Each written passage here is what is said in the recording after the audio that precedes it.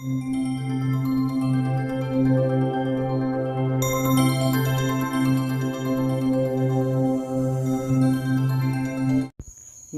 Current news programme में आपका स्वागत है।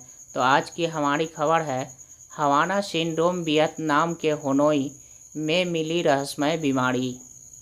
वर्ष 2016 में क्यूबा में रिपोर्ट की गई हवाना सिंड्रोम की पहली रिपोर्ट के बाद से ऑस्ट्रिया, चीन, जर्मनी और रूस इस बीमारी के कई मामले सामने आए हैं।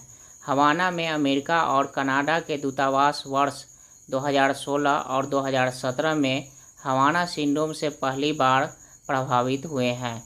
प्रभावित लोगों ने चेहरे पर तीव्र दबाव महसूस करने और तेज कर्ण आवाज़ सुनने की सूचना दी है।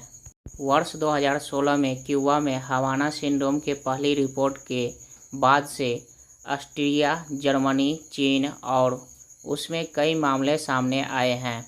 वर्ष 2019 के अमेरिकी अकादमी के एक अध्ययन में वर्ष 2016 में क्यूबा में प्रभावित हुए राजनयिकों में मस्तिष्क संबंधी असमानता पाई गई है। US national academy of science यानी NAS ने वर्ष 2020 में एक रिपोर्ट में निर्देशित माइक्रोवेव विकिरण को इस सिंड्रोम का सबसे संभावित कारण बताया था। आइए जानते हैं हवाना सिंड्रोम क्या है। यूएस सेंट्रल इंटेलिजेंस एजेंसी के अनुसार दुनिया भर में अमेरिकी और कनाडाई राजनीतिकों को दूतावास के कर्मचारियों और जासूसों सहित 200 से अधिक लोग इस हवाना सिंड्रोम से प्रभावित हुए हैं। आइए जानते हैं हवाना सिंड्रोम के लक्षण क्या है।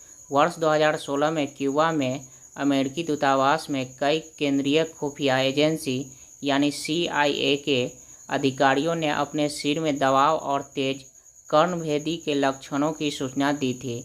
उन्होंने तब मतली थकान, चीज़ों को याद रखने की परेशानी, कान में दर्द और सुनने की हानि की भी शिकायत की थी। इस सिंड्रोम से प्रभावित लोगों के मस्तिष्क स्कैन ऊतक क्षति का पता चलता था। आइए जानते हैं हवाना सिंड्रोम का क्या कारण है।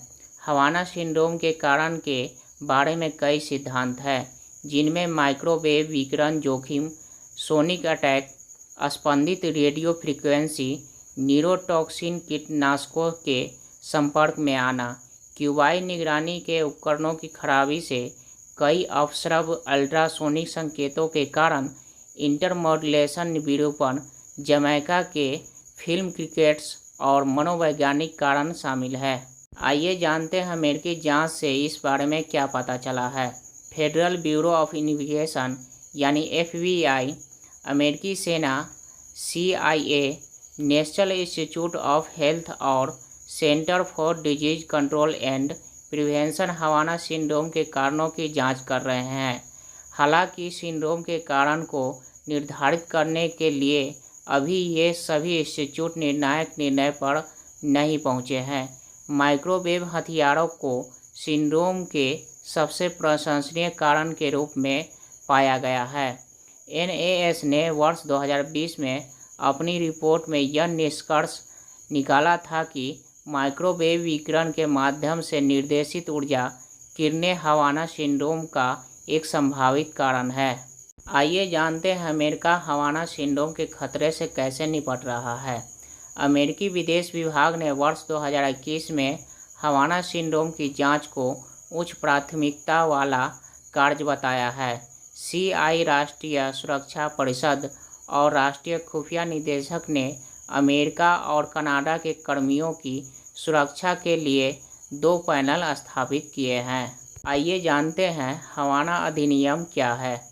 जून 2021 में न्यूरोलॉजिकल अटैक से पीड़ित अमेरिकी लोगों की मदद करने के लिए सर्वसम्मति से अधिनियम पारित किया गया था।